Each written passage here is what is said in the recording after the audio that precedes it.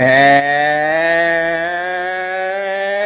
good day, everybody. Episode 128 of the Talking Friars podcast. Ben Fadden, your host here.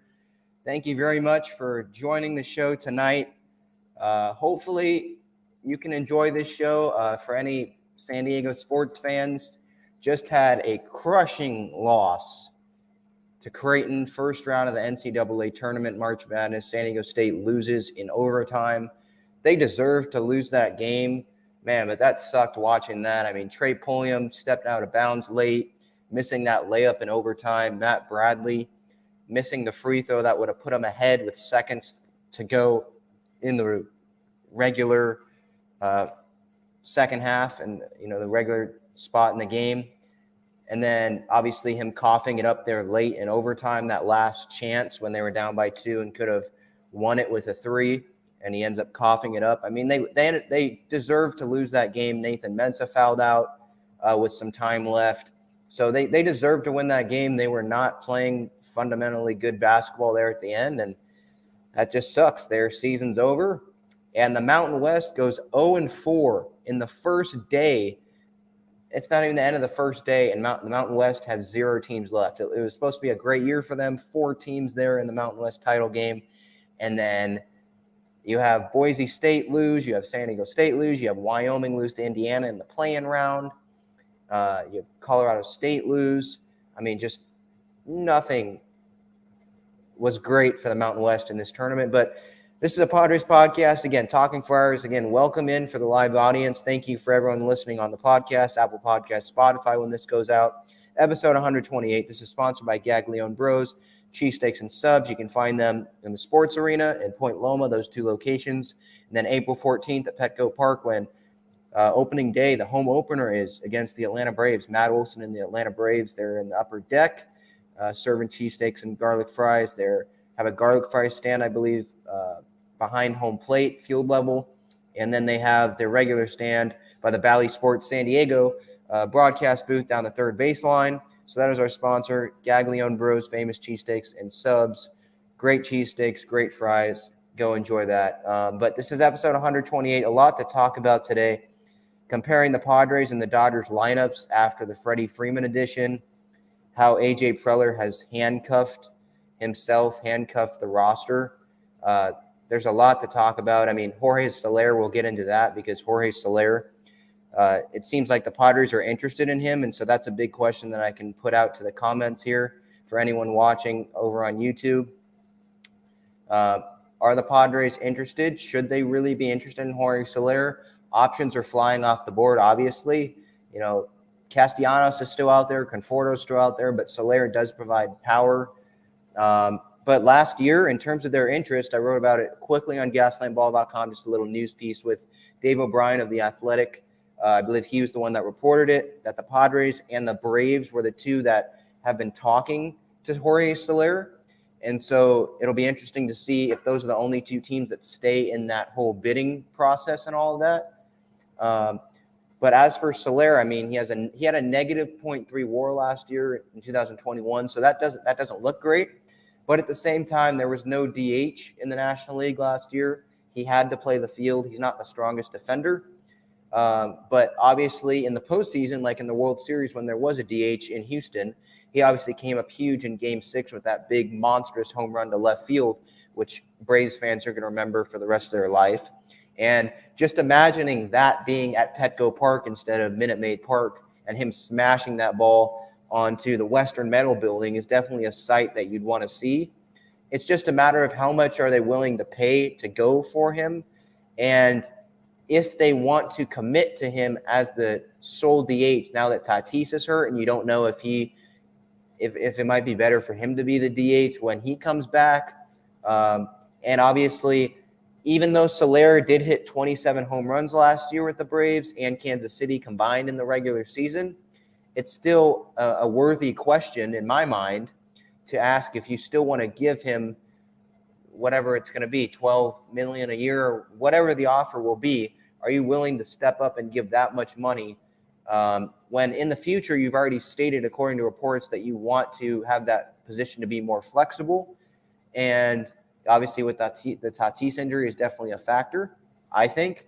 And Jorge Soler, I know, like I mentioned, the 27 home runs, but let's be fair. Let's be real here. He is not the same player offensive-wise, power-wise that Nelson Cruz is. And I'd be happy with getting Soler, but I don't know if I'd be as happy if we have to overpay for him on a 1 year, or if you have to give him 2 years or something. I don't know if I'd want to do that. Now, is Jorge Soler a better option than Jorge Alfaro as the DH, which is pretty much what it is right now? I'd argue that yes. But at the same time, I wouldn't want to give him multiple years. And you do wonder what if the Padres would want to have him, like I mentioned earlier, would they want him to be that DH every single day? Where Nelson Cruz, I think they're okay with that because he's proven that he can be that everyday DH. Soler led the AL in home runs, I think, in 2019 with the Royals in the American League. I think he was DHing then. So maybe you could say that he proved it then.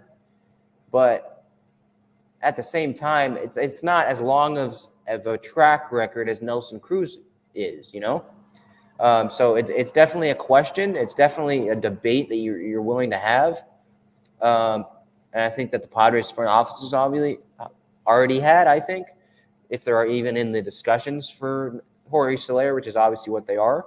So my take on this, again, in the comments on YouTube, go ahead and give your thoughts on if you'd want Jorge Soler, if you'd want to give him 2 years, if that's what it's going to take, how much on a 1-year deal you'd be willing to give him. Give your thoughts in the comments section. If you're watching on replay, still give your comments. Love to communicate with Padres fans. But yeah, like my take on this is I'm interested in him. I think the Padres should be interested on him, but there's probably a limit where they're like, okay, I don't want to really overpay for this.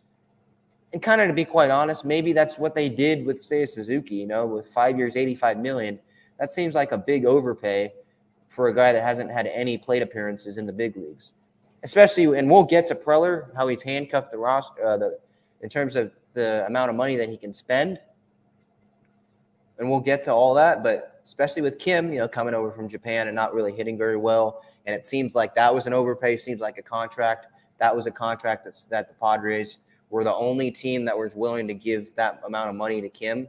Like, it felt like that was a massive overpay, giving him $7 million a year, no at-bats in the big leagues, not as huge of a power threat as Ohtani or Suzuki, and giving him $28 million. That just seemed like an overpay.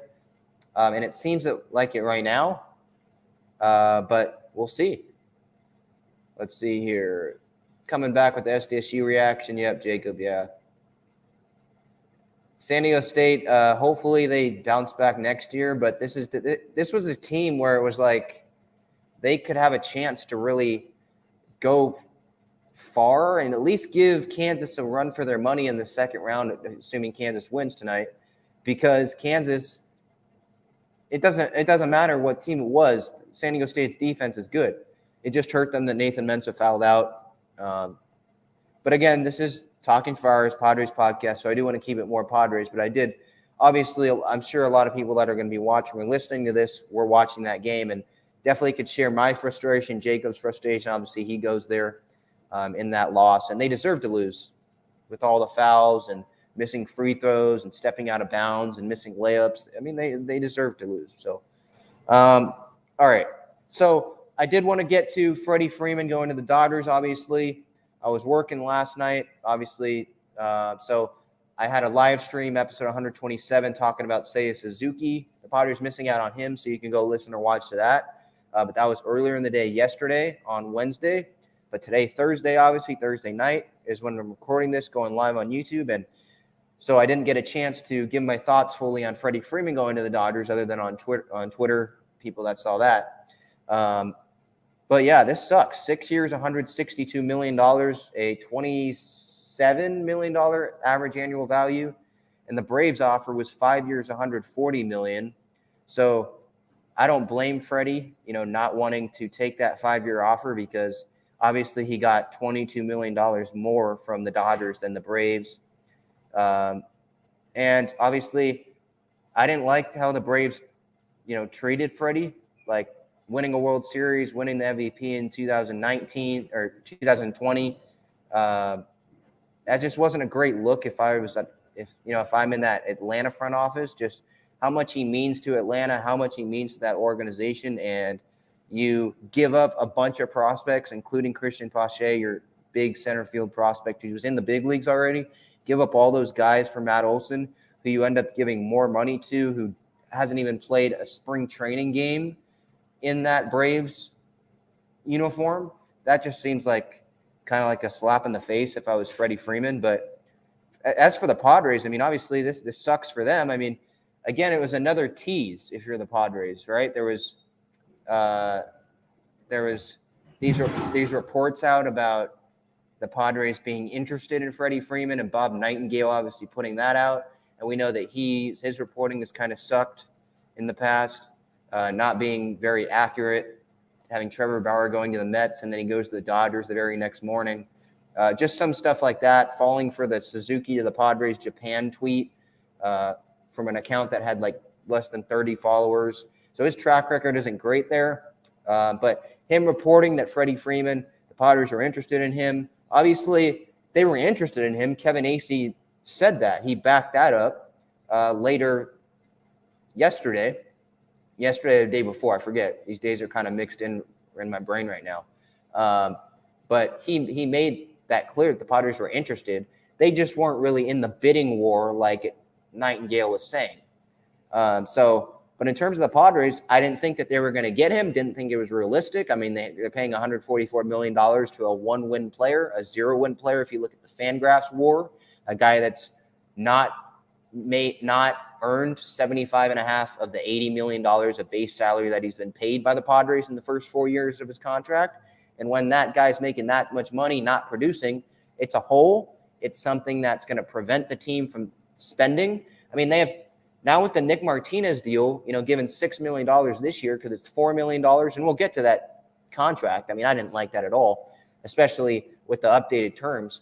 But giving him $6 million this year, the $2 million signing bonus, the 4 years this year that he's going to be earned guaranteed salary, that's $6 million off the 20 that they had room for, according to SpotTrack, that to stay under that $230 million competitive balance tax threshold number.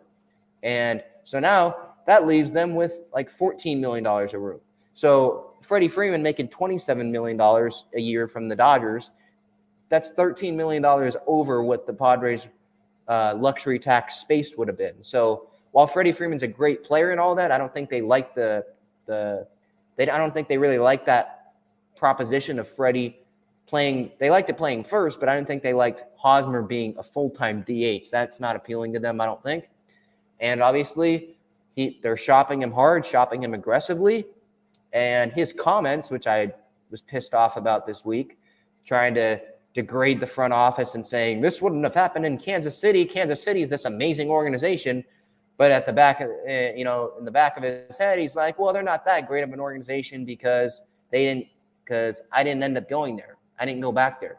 So if they're that much great of an organization, Eric, why did you not just go back to the Royals and take a hometown discount? You would have been loved there for the rest of your career, however, regardless how much you sucked. But no, you wanted to sign here. You thought they were a great front office then, right? When they gave you the boatload of money, right? Money that no one was willing to give you. So that contract obviously is really hamstringing the Padres in terms of getting a guy like Freeman, something like that. But as for obviously he's on the Dodgers now, and you can't really do anything about that. And it sucks. It's like the fifth gut punch post-lockout. Not even talking the offseason or the last year with Scherzer and all that, but just the last gut punch of this post-lockout. Suzuki to the Cubs, obviously, coming to Petco Park and all that, and thought that, the Padres were really going to be interested in him. He goes to the Cubs. Mark Feinsand reporting that Nelson Cruz was going to be deciding between the Padres and Dodgers, and then he doesn't go to either of them. So they lose that on 30 home runs there. And then Chris Bryant, there was some rumored interest from John Heyman that he was talking about. With Chris Bryant, he ends up going to the Rockies in a deal. Freddie Freeman, obviously, to the Dodgers, a division rival, the Padres' biggest competition to win the division. And now he's going to be facing Padres pitching and hitting home runs off of the Padres probably at some point during these 19 meetings this year. And then he's going to be there for 5 more years in advance. And you add that to Mookie Betts that's already on the team, and Bellinger and Muncy and Justin Turner and Will Smith, who's one of the best catchers in the league, Walker Buehler, Dustin May, Julio Urias in that rotation. It just stinks. Again, this is like 5 gut punches in terms of, the Tatis injury, I didn't even mention that. His wrist injury was obviously probably the biggest one. I know missing out on guys is disappointing, but when your hometown guy, the guy that you're giving a lot of money to, the face of the franchise, the guy that is a big reason why some of these casual Padres fans buy tickets to these games because they want to see Fernando play, and he's out for the first half of the season for something that he could have controlled and for something that he shouldn't have even been out for the first half of the season for, because he shouldn't have even been riding a motorcycle in the first place. It's just frustrating. It's gut punch after gut punch. It's kicking the nuts after kicking the nuts. And frankly, I'm pretty tired of it right now, and I think that a lot of Padres fans are. And I applaud the people like Ben Higgins on Ben and Woods 97.3 The Fan that are like all optimistic, and they're trying to play the optimistic viewpoint because there's still guys available like Nick Castellanos and Michael Conforto, and there's still guys available. The season hasn't started. The first spring training game hasn't even started yet. That's tomorrow at 1:00 Pacific time against the Mariners in Arizona. So with Gore on the mound. So you can still, I guess, try to spin it optimistically, but it's hard to spin it optimistically when you're not just looking at the things cut and dry. You're looking at it from the viewpoint that it looked like we were so close to getting Nelson Cruz and we didn't get him. It looked like we were so close to getting Seiya Suzuki and we didn't get him. It looked like the Padres had some level of interest in Freddie Freeman. We didn't get him. It looked like the Padres had some interest in Chris Bryant. We didn't get him. It looks like Castellanos, the Padres were interested in somewhat in him before the lockout. And now John Morosi's reporting that the Phillies and Marlins are the ones making pushes for him. So it's just a lot of stuff that's going on here. And then the Jorge Soler to the Padres reporting and how the Padres are interested in him. It's hard to be optimistic about it because it's the same teasing story. We've gone through this with multiple players in the last week that it looked like the Padres were really interested, finalists for, and then they don't come here. The narrative that people don't want to come to San Diego. I don't want to believe that narrative that players don't want to come to the Padres. But it's just reality. Like, there's no one that's coming to the Padres. The only guy that's come to the Padres is Nick Martinez, and he's fighting for the 5th spot in the rotation. So that's not a big splashy move for casual fans. And at the same time, that one move that they made post-lockout with, like what I'm mentioning, Nick Martinez, is it was an overpay. I mean, this contract, it sucks. We'll get into that later because I did want to compare lineups first. I did some research that totally displays the huge gap between the Padres and the Dodgers lineups right now. And it's pretty disheartening and it's pretty embarrassing. And it's like, man, it's going to be hard to win the division or be close to winning the division if Tatis is out for the first half of the season, like it seems like he is. He had wrist surgery today. We'll get to some of that and get to some of those. Or he had surgery, I think, yesterday in the morning. We'll get to some comments Bob Melvin made about how that's going, what the stages of his recovery is. It's a timeline still, that same 3 months. But just gut punch after gut punch after gut punch. And it's kind of hard to believe that they're going to get Soler when all of these reports come out that they're going to be close with someone and they end up not getting him. So potential Dodgers lineup, potential Padres lineup. I did want to go over that. I'll check Twitter real quick to see if that Soler news came down. Nothing. Okay, so Danny Duffy going to the Dodgers, 1-year deal. That adds another option. They have Andrew Heaney. They have Dustin May, David Price, Buehler, Kershaw, Urias. Great. They just keep adding guys, and the Padres have Nick Martinez as an overpay. That's great. I like the rotation, so I'm not going to complain about the rotation. I like the rotation on paper. I think it's the best in baseball on paper. But then at the same time, pessimistic Ben here, putting a rotation on paper, the best rotation in baseball, that means absolutely nothing, as we saw last year. So, look, Freeman to the Dodgers stinks, and now you add Freddie Freeman to a Dodgers lineup. In the projected Dodgers lineup now, according to MLB Network, Mookie Betts, right field leading off, Trey Turner, shortstop hitting second, Freddie Freeman at first, Will Smith, one of the best young catchers in baseball, hitting fourth, Max Muncy hitting fifth, second base. Justin Turner, third base. Cody Bellinger, center field. Chris Taylor hitting eighth in left field. A.J. Pollock, DH, is what they slot him at in the ninth hole. I mean, Chris Taylor, didn't they give him $64 million this offseason? And he's hitting eighth. That just shows how much versatility they have. And this whole DH thing, too. Like the Padres right now, like Jorge Alfaro is probably the DH. The Dodgers they could have 9 guys be the DH out of all those 9 position players right there. All those guys are capable of being DHs because they're all pretty good hitters. I mean, A.J. Pollock, isn't he a former All-Star? Batting ninth in this projected lineup. And so that lineup of Betts, Turner, Freeman, Smith, Muncy, Turner, Bellinger, Taylor, Pollock, their 2021, I looked this up, their 2021 total WAR last year, according to Baseball Reference, all 9 guys, was 31.7 wins. In comparison, the Padres lineup right now, the current Padres lineup as it stands, Grisham, Cronenworth, Manny, Myers, Hosmer, Alfaro at DH, Profar in left, Nola, catcher, Kim batting ninth, shortstop. That's just the 9 names, not in any particular order. Their WAR last year in total, 17.5. That's a 14.2 win difference between the Dodgers 2021 WAR and the Padres 2021 total WAR. And so that's a huge gap. And maybe the Padres starting rotation, if they all stay healthy and all that, and on paper they look great, best rotation in baseball on paper, like I just mentioned earlier, maybe they can, make the gap a little bit smaller there and prevent that big 1 through 9 strong Dodger lineup from producing a bunch of runs like they did last year, and sweeping the Padres like they did in late August at Petco Park. Maybe that's a bright side of this, but the Padres lineup right now doesn't compare at all with the Dodgers lineup. And this Padres lineup, obviously, what I'm talking about is them without Tatis. And I would put Grisham probably leading off and Cronenworth and Manny. And then after that, I mean, there's a drop-off. I mean, I want to believe Myers. I love Myers. He might be my favorite player on the team. I like Paddock too, for anyone that knows me personally. But after that, I mean, it's Hosmer, Alfaro, Profar, Nola, Kim. I mean, Kim, his WAR was because of his defense last year. Nola can't really stay healthy. Profar, he doesn't really have power. Puts together good at-bats, but not a whole lot else.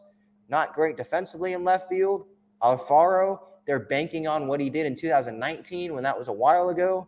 Hosmer obviously hasn't earned his contract anywhere near that and never will unless he produces somehow big in the postseason and leads them to a World Series or something. So after Grisham, and even Grisham, like he had a down year last year, he had over 3 wins WAR. So I think he's going to bounce back as well. I think Wil and Grisham are good bounce back candidates. But after Grisham, Cronenworth, and Manny, and then if you want to put Myers in there, after that, the bottom half of the lineup is a big drop-off, in my opinion. And then the bottom half of the lineup for the Dodgers is Max Muncy, who's participated in home run derbies, and he's former All-Star, Justin Turner, Cody Bellinger, Chris Taylor, A.J. Pollock. Those are huge names. Guys that actually have real positions in the field, And so that's a little bit discouraging. And again, from the Padres' current lineup without Tatis and the Dodgers' current lineup with Freeman, that's a 14.2 win difference, with obviously the Dodgers being 14.2 wins above from the 2021 WAR total. So that's discouraging, very discouraging. And I did that research earlier this morning, and I thought, to be quite honest, I thought it was actually going to be a bigger gap than that, because I guess I wasn't factoring in Kim's great defensive year last year, and Grisham. I didn't think Grisham was going to be an over 3-win player. It seemed like he did take a big step back last year. But, hey, I mean, I guess that means that if he has a bounce-back year, he could be a 5-win player this year or something like that. So that's definitely discouraging. And so Freddie Freeman obviously is another big gut punch for the San Diego Padres because they're going to have to play him. And then you have Chris Bryant in division to the Rockies. You have Nelson Cruz going to the Nationals. Obviously, good thing he's not with the Dodgers. I mean, I guess that's a silver lining. But you have Suzuki not coming here. Tatis, your best player, out. It sucks. But now we got past that. I do want to move on to the Nick Martinez deal, which was announced yesterday. Obviously, I was working, so I did not have. I was not going live last night. I went live in the morning yesterday. And Gil, by the way, in the comments here, Nomar Mazara and Jorge Oña. I have faith in either one. They're sleepers. I guess you can have faith in them. Jorge Oña, I don't. Nomar Mazara, maybe a little bit, but his batting average sucked last year. And I know batting average isn't that big, but even then, he just was not good. He's not the same breakout player that he was in Texas. But getting back to that Nick Martinez deal, 4 years, $25.5 million. Before the lockout, it was supposed to be 4 years, $20 million. So even then I was like, really? Giving $20 million to Nick Martinez, a guy who hasn't pitched in the big leagues in a few years, coming over from Japan? Okay, he had an ERA under 2, but that's not in the big leagues, And that's another contract like Kim and Profar that what other team? I'd love to know what other team was giving Nick Martinez $25.5 million. What team was going to give him $20 million? It seemed like he was agreeing to a $20 million deal before the lockout, so no other team was giving him that much money. And so then they increased it by $5.5 million post-lockout. Couldn't that money be spent better elsewhere? I mean, giving him a $2 million signing bonus and then $4 million this year, and then it's extremely player-friendly. This guy's the fifth. He's not even guaranteed the fifth starter rotation spot. He's probably going to get it because they want to try to justify the contract, but I think Chris Paddock has the upper hand in terms of current Padres. I know Martinez is one now, but before Martinez, I think Paddock had the upper hand. And Kevin Acee, I think, said that this week on Extra. But Martinez doesn't have the fifth spot totally, filled up right now. It's not guaranteed that he has that fifth spot in rotation. So what if he sucks in spring training? And what if Paddock pitches well? And maybe that's good, right? You want Paddock to pitch well and all that. But then what are you doing with Martinez? You're paying him $6 million this year, including with the signing bonus. Are you going to put him in the bullpen when he's not used to being a bullpen arm? He was starting overseas. You're going to put him there. So, look, 4 years, $25.5 million. It seems like an overpay. And this is a pro player deal. I understand it being a pro player deal if Martinez was like an ace and it was a 1 year type deal and they were really going for a World Series like they are. It seems like they're trying to. I know the Tatis injury really hurts, but they're still trying to. But it would be one thing if this was like Kershaw or anything like that. It would be one thing if it was someone like that, right? Or Scherzer. And you're giving them a 1 year high AAV deal and you're going to give them a bunch of player options and say, hey, you can control your destiny. We want you. We're thinking about this year. That's how much we want to win. But with Martinez, he's battling for the fifth spot, like I just mentioned. His rotation spot is not guaranteed right now. And so to make this a full pro player thing, he has player options after this year, after next year, and after the year after that.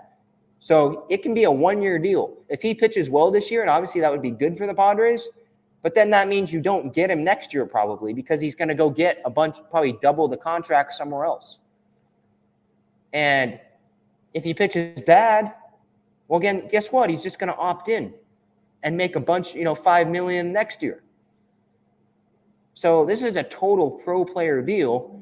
And maybe I get that Preller has all the scouts and they have all the advanced numbers and they know more than we do.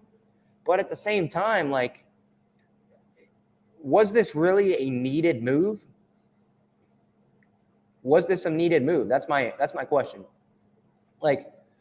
Last year, going, with the Musgrove edition, I was like, I don't know if this is a needed move, but I thought, looking back on it, I thought it was a more needed move than this move because Paddock was the 3 starter before Musgrove got here last year. And Clevenger was hurt, so he wasn't an option. So it was a 2-man horse race at the top with Darvish, Snell, and then Musgrove came. And so it was like, okay, he's going to be the 3 starter, Okay, maybe, yeah, it probably is a needed move.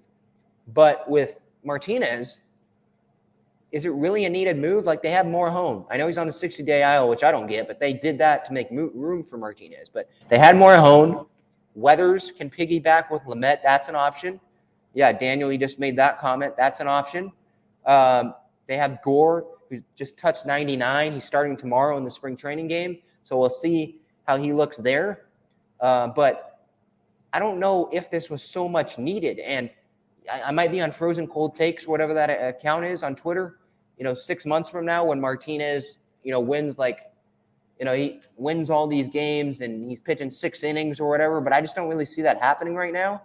And it's just like, that move didn't feel like it was really needed. When you have a bunch of options in Lamet and Weathers and Gore maybe even, and Paddock and Weathers, you have options at the back just to compete for that 5 spot. But you bring in Nick Martinez and give him $25.5 million on a deal that it didn't seem like anyone else was even close to being willing to offer him that. Props to Nick Martinez's agent, I guess. But that just feels like a severe overpay.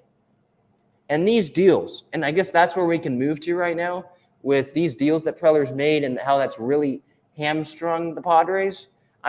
He's made multiple deals in these last few years with players that aren't star players, by the way, that other teams, if you ask them and give a lie detector test, other teams probably said, no. There's no way we were going to give that much money to this player, Johnny Cage asks, who is Nick Martinez? Exactly.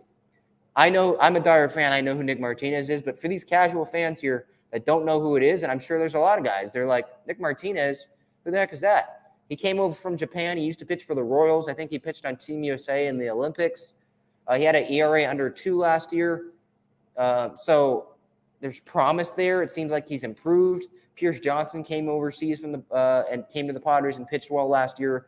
So there's, I guess, some success there, but he was a reliever, not a starter. Ohtani obviously came over, but we can't compare Ohtani and Martinez.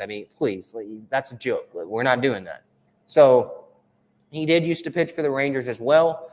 So that's who Nick Martinez is, but these deals that has hamstrung the Padres. And you just look back on them, and these deals, no other GM would probably give this amount of money as Preller had to these guys. Jurickson Profar, after a good 2-month season in 2020, Preller gives him $21 million. There's no other team that was going to give a utility guy that much money who had a 2-month good season. That wasn't happening. There was no other team that was going to give Ha-Seong Kim $28 million. I'm sorry, I don't think there was. And maybe they were willing to give him $7 million a year, but they weren't going to give him 4 years on a guy that hasn't pitched or played in the big leagues, these contracts. So, and then you add in the Hosmer, obviously $18 million on the luxury tax this year. Profar, $7 million this year on the luxury tax. Ha-Seong Kim, $7 million this year on the luxury tax. Nick Martinez, $6.3 million this year on the luxury tax because of obviously the signing bonus. And then Drew Pomerantz is another one, $8.5 million this year. He gave him that big, 3-year, 4-year deal in free agency. And he hasn't stayed healthy, didn't stay healthy last year, had that flexor tendon surgery. And he hasn't even gotten on a mound yet. From reports that I saw from Bob Elwin today, we'll get into some of his comments in a little bit.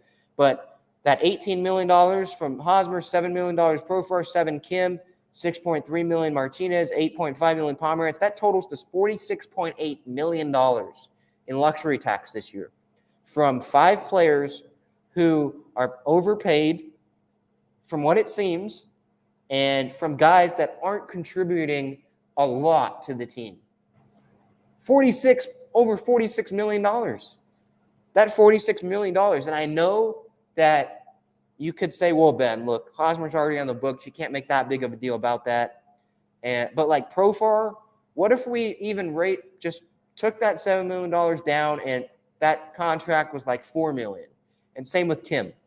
That's $6 million there. And so going in, they'd have $26 million of room before the Nick Martinez deal. And so they'd still have $20 million of room instead of now $14 million before the $230 million luxury tax value threshold. So it's just these little things that I think probably fans don't really think about. But, I mean, that's $46.8 million of room for guys that are being overpaid this year.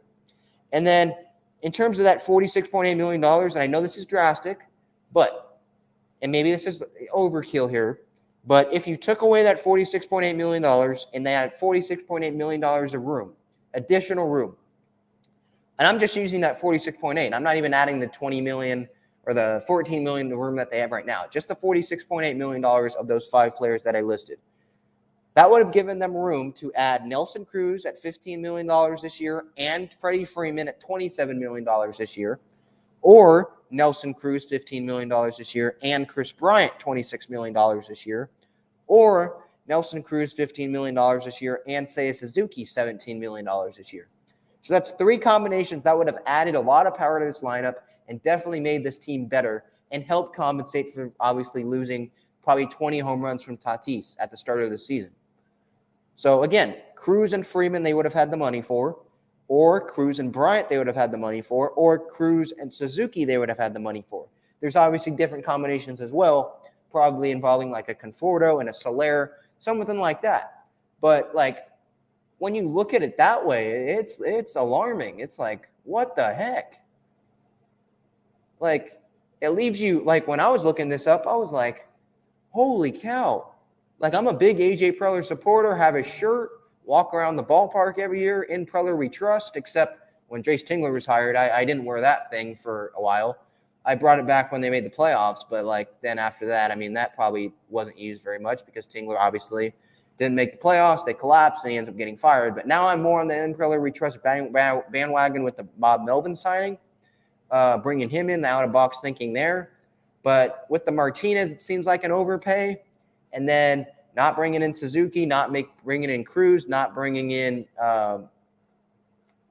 Chris Bryant, and probably missing out on Castellanos from what reports think. Obviously the Hosmer contract obviously is going to be sting on his resume. He's hired 3 managers now. It's getting harder and harder and harder to be like, I fully trust Preller. I trust him a little bit in the trade market, like. The Grisham deal looks good. The Musgrove deal looks good. Cronenworth, they won that deal. I know the intention was Tommy Pham, but they did get Cronenworth out of it. And it seems like they won that deal. So there are deals that he's won, but there's also deals that he hasn't won. So I'm still on the In Preller we trust bandwagon, or I don't even know if it's a bandwagon because there's a look on Twitter. I mean, people are bashing him. So maybe it's not a bandwagon. I'm just on the wagon of In Preller we trust still. Because I feel like there's still options out there. I feel like he has to make a move. You're not going to have Profar as the starting left fielder. I keep saying that. And as the days go on, there's no outfield additions, no offensive additions.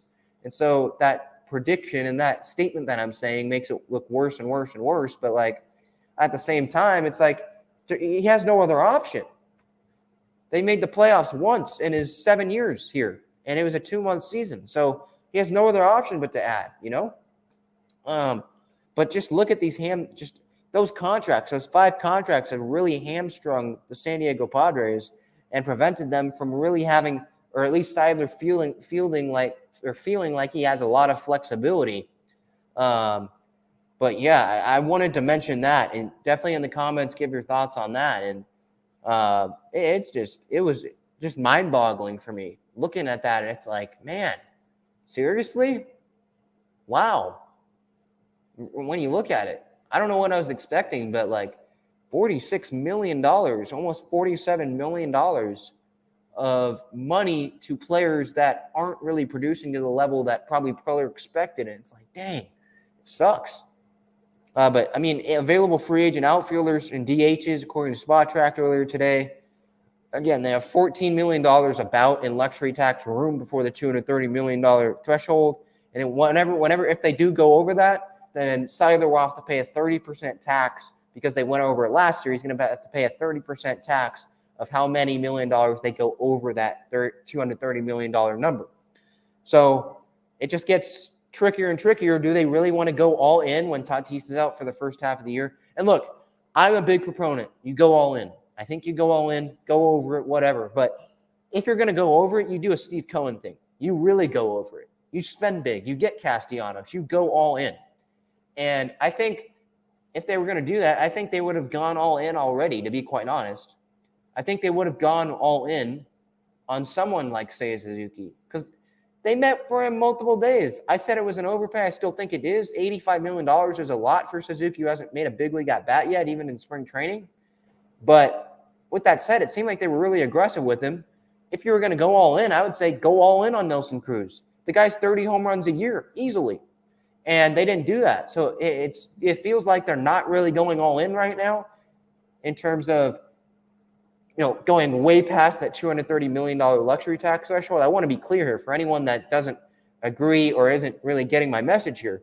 I think they're going all in terms of the roster construction, but in terms of the money and if they're in terms of going all in like superstars and not even caring about the money, the threshold, anything like that, like Steve Cohen's going over right now, giving $43 million to Scherzer and all that, and Marte and Escobar and Mark Hanna, guys like that, and Chris Bassett.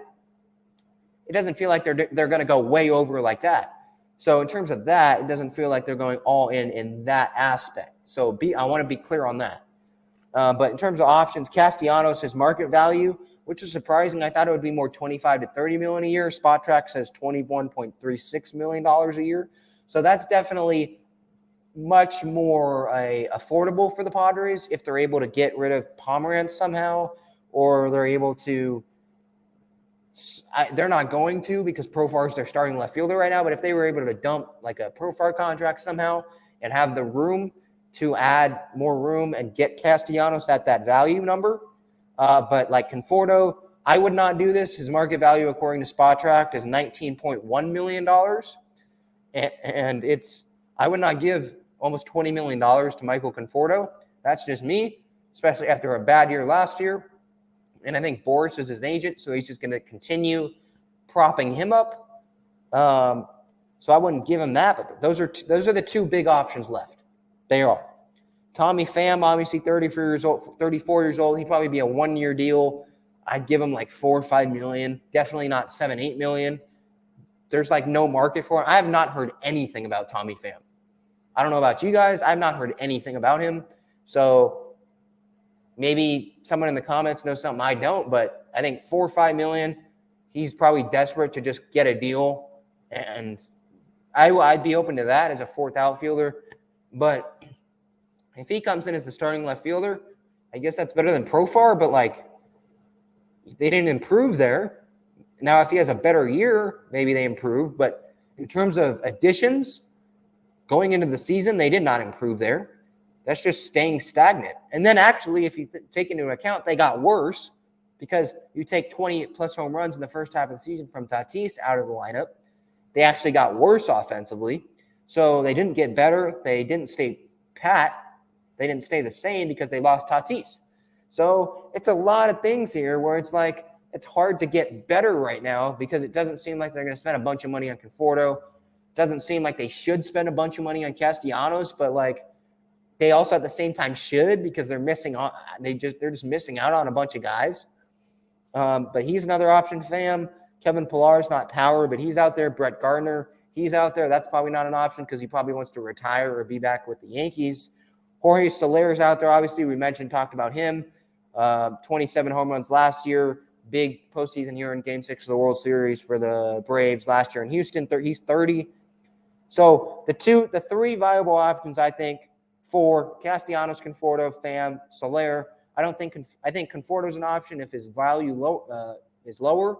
I think Castellanos is an option, even though the Phillies and the Marlins seem like the two teams, according to JP Morosi, that are going after him. Soler is an option. Padres, Braves are interested. But again, like I mentioned, it's hard to believe that the Padres are going to get him because there's been multiple reports where the Padres are very interested in this guy. The other guy seems very interested in them, and they still don't end up getting him. So it's just hard to be optimistic right now. Albert Pujols is 42 years old, and from what reports I've seen, they're not really interested in him, and I would be hesitant there as well. He's slow as heck. Anyone that saw on Twitter that minor league or independent league game where that tall guy standing on some big machine thing running to first base, really slow, and he was about to poop his pants, just very slow. That's just how it looked like it was. And I was like, this was Albert Pujols running down the line last year for the Dodgers. He's slow. He's 42. Does he have occasional pop? Yeah, but he's just not the same anymore. And Chris Davis is another guy, 34 years old. He's not even the same prime Chris Davis that was crushing home runs, 40-plus home runs for the A's when Bob Melvin was with the A's. But maybe that's an outside option with Bob Melvin maybe trying to recruit him, worst-case scenario or something. But at the same time, like, that wouldn't be a splashy move for me. That wouldn't be, Chris Davis. That would be intriguing because I'm a diehard fan and I know what he has done. But I think casual fans are going to be like, Chris Davis, he spells his name with a K, Khris. What the heck?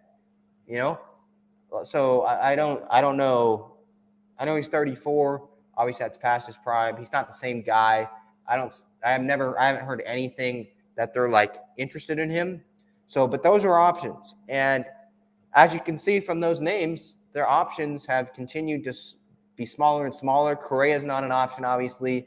They're not giving him a bunch of money on a one-year deal, which would have been the only possibility when Tatis is going to come back in the middle of the year. And that money, they'd be paying more money to a Correa or a Story on a one-year deal because they'd want it to be high AAV than they would have to Freddie Freeman at 27 a year or Chris Bryant at 26 a year. So, and then it boggles my mind still that Chris Bryant to Colorado, what Colorado's thinking. So you trade away Nolan Arenado, the hometown kid or homegrown kid. Everyone loves him. Gold Glove, probably a Hall of Famer en route to the Hall of Fame as a Rocky, retiring as a Rocky. And you trade him. You give the Cardinals $50 million. You get pretty much nothing back. Austin Gomber and a bunch of nothing. And then you say, oh, no, I'm going to go sign Chris Bryant, who's an older Arenado, I believe. I think he's older than Arenado. He's not as good defensively as Arenado at third base. And you're still not anywhere near contention, anywhere near the Dodgers, anywhere near the Padres, anywhere near the Giants. So it's what are you doing? You might still be a fifth-place team behind Arizona. They're making additions with Melanson and some other guys. So it's what are they really doing there? So it still boggles my mind that Chris Bryant got more money than Freddie Freeman did. Freddie Freeman's easily a way better player than Chris Bryant is, I think, at this stage. He just won a World Series. He just won MVP a couple years ago. Chris Bryant won MVP. When was that? 2016, right? Bryce was 2015, 2016, 6 years ago. That's a long time ago. So that Rockies front office, it's Jeff Bridich left, and they still are incompetent. It's what are you doing? But those are the options. The options are getting smaller and smaller, less and less for the Padres. So Castellanos, in terms of guys I wanted to go after, it was Bryant 1, Suzuki 2, and then Castellanos of the big three outfielders. And now that Castellanos is the only guy, and it feels like they have to get him now. Because if they want to try to, make up at all for the Tatis absence, and then even before Tatis got hurt, the Padres needed pop in that lineup. Even before Tatis hurt, they needed an additional guy that would hit 30, 40 home runs. Profar's not doing that. Sorry to break it to you. Pham's not going to do that. So,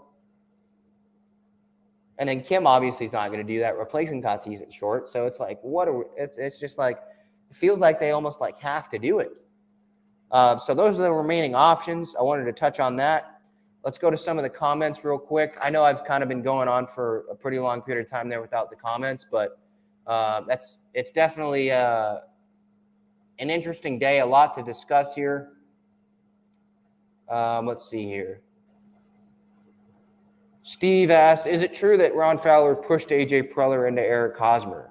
I think Fowler wanted him, but I think Preller also, he wanted to make a big splash as well and kind of jumpstart that stuff. So I think Fowler did push for it. I'll say that, but I think Preller wanted him too. I'm not going to say that he's going to – I don't think he was just sitting there at the press conference in Peoria in 2018 and lying to the media and saying, we're excited, this is great, blah, blah, blah, blah, blah.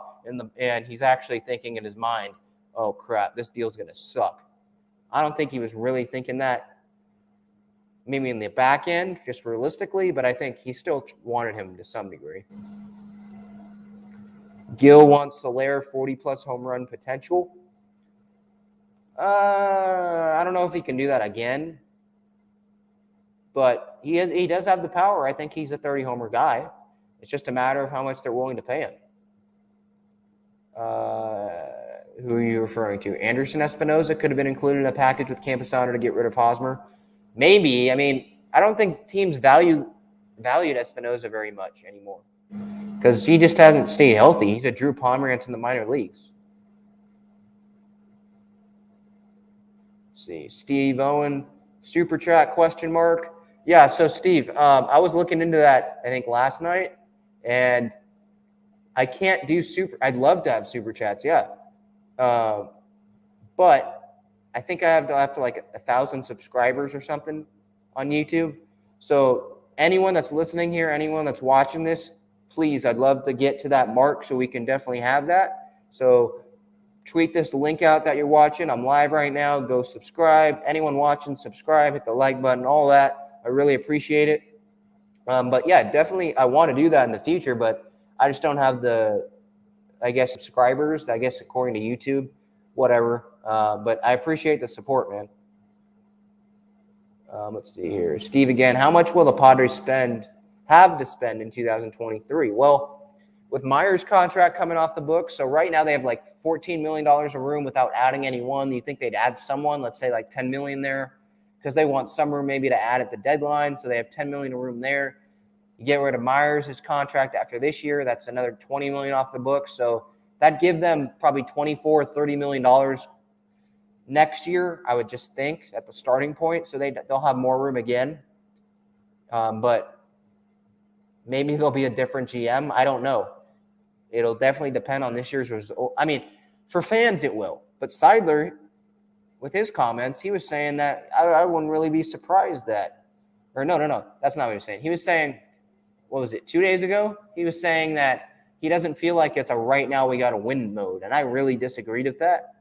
I think that was – I really disagreed with that comment. I love what he's doing. He spent money on Machado, spent money on Tatis, brought in Musgrove, brought in, approved a bunch of these big money deals, and obviously spent the money, wants to win. But at the same time, like saying that you don't think it's a win now mode when – you have all of these supremely talented guys, Manny in his prime, Tatis, obviously almost winning the MVP last year. When he comes back, he should be pretty strong. And you have this strong core of players, the best rotation on paper in baseball. What's the point in doing all of that, having all of those players, bringing in Bob Melvin, an experienced manager who's more motivated than ever to win a World Series because he hasn't won one as a manager yet, but then what's the point of all of that and then not feel like you have to win right now? I don't understand that. All of the talk for a while was like 2022. I was joking with my friends in high school, like 2022 World Series champs, and they were joking and all that. Some were Dodgers fans, and it's like, just trust me, 2022. And for them to say, well, now 2022 is here, and it's like, well, we're not really in – we don't feel like we have to win right now mode. I disagree with that. That doesn't really make much sense to me. Let's see here. Scrolling through the comments here. Mike says Abrams is untouchable. I agree, especially with Olsen gone now. I like Brian Reynolds. I think he's a complete player. But you have Abrams. He can be better than Brian Reynolds, I think. He's developing power, stronger arm, poking balls over the fence now, which he wasn't able to really do, it seems like, in the past. He is fast as heck. He's getting faster as he's gaining weight. Great defender.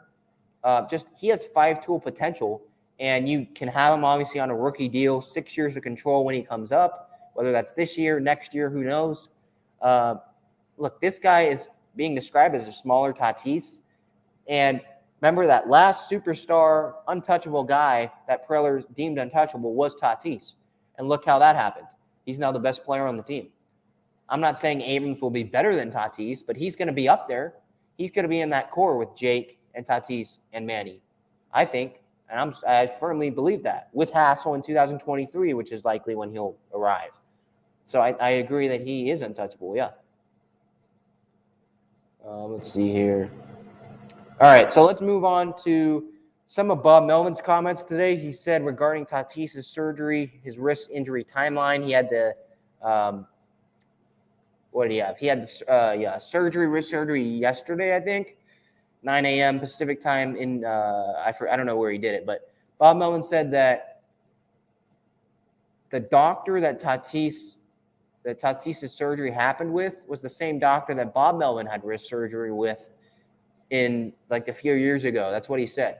No one cares about Bob Melvin's wrist surgery, but I thought that was an interesting tidbit that he told the media. And in terms of the timeline, the updated timeline, Melvin said to the media today, 6-week cast, and then we'll go from there pretty much. Timeline is still roughly 3 months of recovery. So it seems like a little less than the first half of the recovery timeline. He'll be on a cast. Then from there, it'll just be building it up, moving it, and eventually getting holding a bat, swinging a bat probably without making contact, gripping a ball, all of that. Well, I think it was left wrist, but just being careful. They're always going to want to be precautious. I think they'll probably DH him a little bit, obviously depending on who they add, but I think they'll be DHing him some to, just be precautious, take it slow with him. But that's the timeline. Cast for 6 weeks and go from there. Bob Melvin said that Drew Pomeranz, like I mentioned earlier, playing catch, but still hasn't gotten on the mound yet, so he's doubtful for opening day. That's definitely not what you want to hear. Pomeranz that's one of those contracts that Preller gave him that I was mentioning about earlier that's kind of handcuffed him in terms of flexibility. Even if they didn't deal Myers or Hosmer, they could still have more flexibility if they didn't give these bad contracts up. So that's another contract. He had flexor tendon surgery, flexor tendon surgery last year, and he's doubtful for opening day. Again, for anyone that wants to say that Drew Pomeranz, he might be like a closer candidate and all that, look, I'm not going to say that until he's healthy and he can pitch every other day or something in the big leagues, because as a closer, as we saw with Melanson last year and all that, you're going to have to go back-to-back days. You're going to have to go back-to-back days sometime in those big Dodgers series. And Pomeranz, there's no way that he can do that right now when he's not even on the mound. And you're going to give him a 3-week buildup and just think that he's going to be this closer in the bullpen. I just don't see that happening. So bad news about Pomeranz there. I thought he was a little bit further along than what Bob Melvin said he was today, but that was surprising a little bit. Melvin said that he's looking at Ryan Weathers as a starter. Same with Gore, while Lamet is viewed more as a reliever since Lamet's a little more seasoned as a reliever. I'd push back on that a little bit from what Melvin's saying there. Weathers pitched out of the bullpen last year. In fact, he and Lamet piggybacked each other. Weathers may have started some games while Lamet came in, but they still had bullpen-type appearances. Weathers did pitch in the bullpen last year. So I think, Melvin, said that they're going to build up Lamet and Weathers a little bit as starters, multiple innings, 2 innings, maybe 3 innings probably. But he views Weathers and Gore as more starters. I agree with Gore. Yeah, you're not going to just put him in the bullpen. You're not wasting service time to put him in the bullpen. I don't agree with that. So I do agree that he needs to be a starter, and you're not going to give up on him being a starter when you drafted him as a starter, number 1 pitching prospect at one point as a starting pitcher. You bring in Ruben Niebla, who has a track record of developing Indians, Cleveland Guardians now pitchers, Cal Quantrill, Corey Kluber, Trevor Bauer, Mike Clevenger, list goes down the line. So I'm not giving up on Gore as a starter, so I agree with that. But Weathers, I think he'll be in the bullpen. I don't see him winning that 5th spot. I think it's between Paddock and Nick Martinez. Obviously, things can change with that. But I think Weathers and Lamet are probably 2-inning maybe guys piggybacking maybe at the beginning of the season because guys aren't going to be stretched out. I know Dave Roberts was saying that earlier today in an interview about Kershaw, how he's only going to go like 3-4 innings probably by opening day. So guys aren't going to be stretched out. So maybe that's also an advantage for the Padres that they do have multiple options in that bullpen. I know Pierce Johnson started games last year. They have Craig Stammen there. Guys that can pitch and piggyback guys, maybe open games. Obviously, you don't want an opener. I'm not saying that.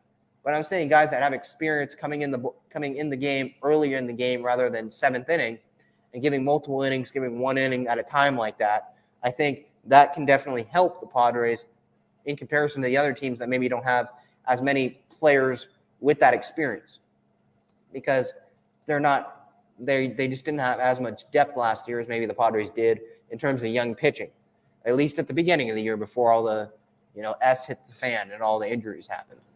But that's what Melvin said. Anything else Melvin said here? Wil Myers told Marty Caswell today of Extra that every hitting coach he's had, he's able to there was a trivia thing, and Myers was able to, it was a question, Myers was able to name every single hitting coach that he's had, which I guess isn't that surprising.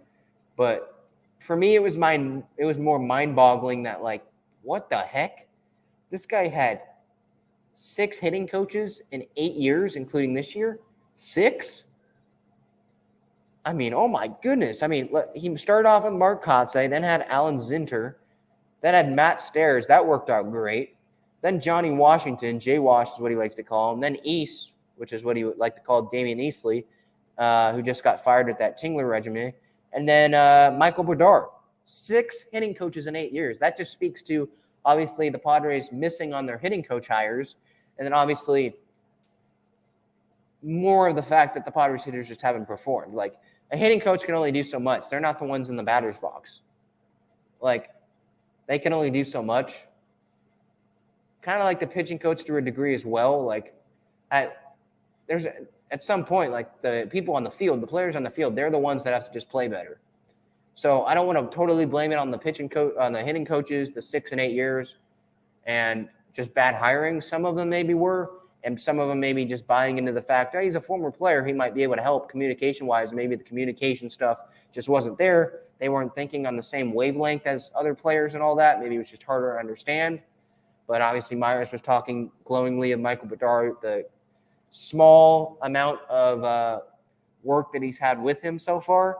But yeah, Myers was able to name all 6 hitting coaches he's had in 8 years with the team. But other notes, the MLB Draft Combine coming to Petco Park, June 14th through the 20th in 2022 this year. July 17th through the 19th of All-Star Week will be the draft. That's it. During All-Star Week, obviously the All-Star Game at Dodger Stadium in Los Angeles. But June 14th through the 20th, the Combine will be 330 players. The Combine coverage will be 16th and the 17th of June on MLB Network. The draft will be 20 rounds. So, yeah, exciting stuff there. I'm sure there'll be more information about if fans will be able to attend. They probably should be. I'd love to go to that, and that would be exciting. If they'll be able to attend and see that stuff, I'd assume that it would be – there was the Combine in North Carolina this year, so it'll probably be the same like that, like batting practice, fielding stuff, scrimmages the last couple of days, scouts obviously all there, GMs, interacting with GMs. They said that there was going to be some training on some stuff about brand, building brands and all that. So we'll see what comes of that. But yeah, that's exciting that Combine's coming from North Carolina to Petco Park in the middle of June this year. Other signings around Major League Baseball that happened this year, technically, yeah, I guess this year, happened today. We can start off the Cubs signing Jonathan Villar, 1 year, $6 million utility infielder pretty much. Good bat. Angels signed Archie Bradley, 1 year, $3.75 million. The Cardinals signed Corey Dickerson. That was an outfield option. He's obviously off the board now. 1 year, $5 million. The Mets got former Padre Travis Jankowski on a minor league deal. He obviously has no power, but that's probably just a stolen base threat. Defense first, obviously, if injuries happen. San Francisco signed Matt Boyd to a 1 year, $5.2 million deal. So their rotation looks really good right now with DeSclafani and obviously Matt Boyd and Alex Cobb. And obviously they just brought in Carlos Rodon, probably will be the opening day starter. So their rotation looks good as well. Dodgers, at least first 3 guys look good. Padres, first 4 look good. And then a big intriguing storyline is who's going to get that 5th starter spot. The Dodgers starters, Mike, they do have some real questions. I do understand that. But the top 3 guys, top 2 definitely, I think they do. Don't really have as many questions as the bottom half. I think Arias is definitely good. I think Dustin May coming off Tommy John, he'll be good. So there are question marks if you want to make them question marks. There's question marks with every rotation, the Mets included. Is DeGrom going to stay healthy? Is Scherzer going to be healthy with age going up there?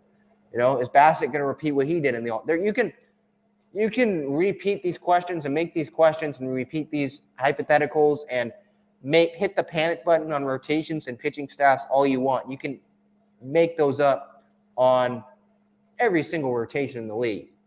So I agree that there's questions there, but then there's questions for the Padres rotation as well. And they have a better rotation on paper than the Dodgers do. So you can make questions all you want about it. Let's see here. I got to Matt Boyd. Michael Givens, reliever, went to the Cubs. Danny Duffy, like I mentioned earlier, going to the Dodgers. I think it's a 1-year deal. So that's another option as well. He used to be the ace for the Dodgers. Or not Dodgers, excuse me. Brain fart. The Royals. Obviously, that doesn't really say much. The Royals weren't great when he was there, or the ace there. But he's another back depth option as well. And that contract is more friendly than the Padres is to Nick Martinez. But, hey, maybe Preller saw something in Martinez that no one knows about. I'm not going to lie to you. It's not like I watched every Nick Martinez start. I've seen some video looking at the numbers. He was good overseas, but that's not the same as Major League Baseball. And I think giving him $5.5 million more than what they offered him that he already seemed like agreed upon, and they just didn't get the paperwork in on time before the lockout, giving him an additional $5.5 million seems like an overpay. So there's a lot of questions with the rotation, any rotation in baseball. So, Mike, I get the point that you're making, but you can make questions about that, any rotation. So a lot was covered here today. Any more questions? I'll give you last chance in the comments there. Again, I'd appreciate it if you hit that subscribe button. I know some guys want some super chats in here. We got to get, I think, to 1,000 subscribers to get that to happen. So hit the subscribe button. Tell your friends about this YouTube show. I'm going to try to go live more often. And I definitely like this live interaction. I hope you guys do as well. Subscribe, Apple Podcasts, Spotify, all of that. Subscribe on YouTube as well. Hit the notifications button so you don't miss any videos, any live streams. Twitter at Talking Friars, Instagram at Talking Friars. All the updates, all the Padres updates, all the podcasts, YouTube show updates, all of that is there, perfectly there for you. So just stay tuned. I hope you guys are enjoying. There's a lot that we covered here. Freddie Freeman of the Dodgers, obviously a lot of gut punches that the Padres have done post-lockout. Still haven't made any moves to improve the offense. Nick Martinez is the only move that they made, and that was an overpay in my opinion compared to what the deal was as well. Last before we get going here, hearing we are interested in Luke Voit, possible DH. I think so. I'd be open to that, but injuries are definitely a question as well, so it's not like it's a guarantee that he'll just stay healthy and you can pencil in 30 home runs. Like, he had a good 2020, but then he got hurt last year. And the Yankees obviously are smart. They seem pretty smart. They brought back Rizzo, and they don't want Voit, it seems like. They don't believe in him. That's 2 times now that they brought in Rizzo and over, trying to just ride it out with Voit. So I think that they could get him for a smaller value than before. So I guess that's a encouraging thing if you're Preller. So I think they should be interested for the right price. Mike asks, does Jorge Soler re-sign with the Braves, or can we nab him? I think odds, the favorites are the Braves because obviously he was there, had success there, he's comfortable there. But I think the question comes down to, we saw the Braves penny pinch Freddie Freeman and they ended up getting Olsen. Are the Braves willing to give Soler as much money that the Padres are? We don't know how much money the Braves are willing to give. We don't know how much money the Padres are willing to give. So it's kind of a question mark there, but I think that's the big question. So I think they can, but that's the question. Steve asks, what kind of injuries has Voit had? I think his knee injuries are the big question. That's the big injuries that he's had so far. He had surgery, sports hernia in 2021. So those are the big injuries. The knee, I think, would be my biggest concern. So I'd be interested in him, but at the right price. And I think the price will probably be favorable for the Padres because the Yankees obviously don't want him and they don't think he's good enough to be their first baseman. They brought in Rizzo for him in place of him. So, all right, this has been fun. Episode 128, Talking Ferris podcast, sponsored by Gaglione Bros. GaglioneBros.com. Hit them up. Love all of that. Their cheesesteaks, garlic fries. Love you guys. Thank you so much for watching live, listening on podcast or on replay. Subscribe to the YouTube channel. Subscribe, download the podcast, Apple Podcasts, Spotify. Come to you maybe tomorrow if there's a deal that gets done. I do work tomorrow, but maybe tomorrow, maybe Saturday, we'll see. But until next time, this has been fun. Go Padres. Stay safe, everyone. You've been listening to the Talking Ferris podcast and YouTube show. Ben Fadden signing off. See ya.